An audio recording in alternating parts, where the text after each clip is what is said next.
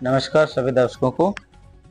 जैसा कि 2/5/2025 को अली अख्तर नाम की खैराही के निवासी बैचिंग पावर प्लांट आपके मंधौरा में बालू में दबने से मृत्यु हुई थी।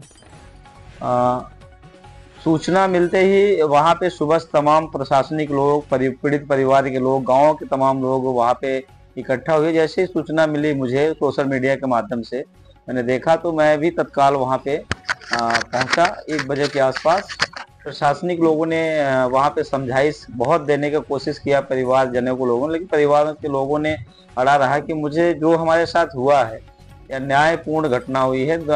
हम वो उन लोगों का आरोप था। अब घटना क्या थी मुझे नहीं मालूम था, लेकिन जब मैं देखा जाके तो बालू में पड़ा हुआ था वो अली अख्तर नाम के व्यक्ति मृत अवस्था में।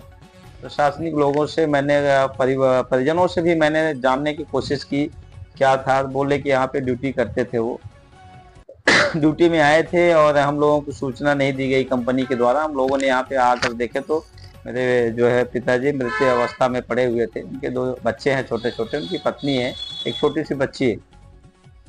परिवार के लोगों को समझाइश देकर किसी तरीके से हम लोगों ने जो है प्रशासन सबको मिल करके वहाँ पे उनके बॉडी को ट्रामा सेंटर भिजवाया गया।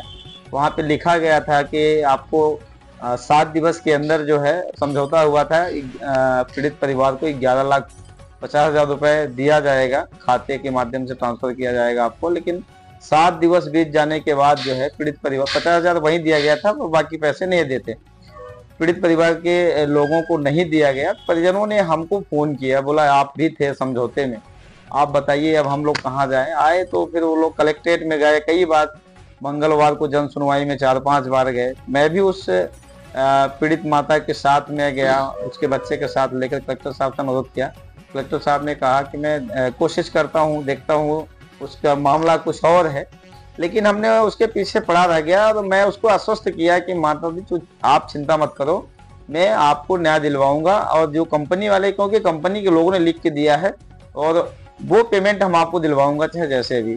फिर जो है हमने उनका चेक जो है, ये कंपनी के लोगों ने कहा हमें भरोसा नहीं है, क्योंकि कंपनी के ऊपर FIR हो गया था। उन्होंने कहा कि हमें भरोसा नहीं है इन लोगों के ऊपर, ये लोग हमारे साथ गलत करेंगे। तो चेक वो लोग कंपनी वाले माड़ा थाना में जो है वहाँ पे हमारे सुपुर्दगी में रखा गया था।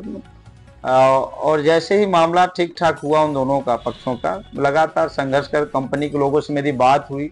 उन लोगों ने कहा, पहले तो कहा कि हम नहीं देंगे, ना देने से मना किया। हमने कहा आपको पेमेंट करना पड़ेगा, नहीं कहते तो जैसे भी होगा, न्यायालय है, तमाम चीजें मैं दिलवाऊंगा इनको चाहे जैसे भी होगा। फिर उनका जो है मैंने 11,50,000 का जो चेक था, मैंने परसों दिन शाम को उस पीड़ित माता को हाथ में, उसके बच्चे के हाथ में हमने जा करके खुद दिया।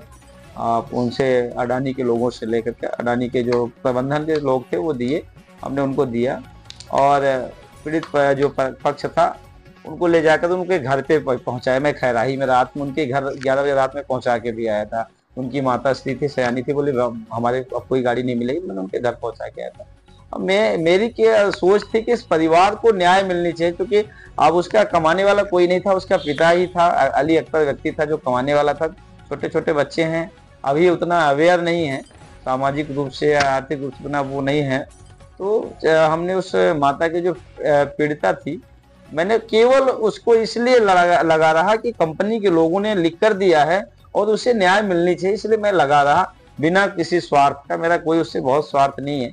मैंने उनसे भी कहा, भी कई बार कहा, माता जी आप जिसको मन उसको बोल देना, हमें ना तो आपके 1 रुपए कहीं देना भी नहीं। मैं उनसे बोल भी के आया हूँ कि किसी को 1 रुपए नहीं देना है। और कोई आपको धमकाता है कि ये चेक ऐसा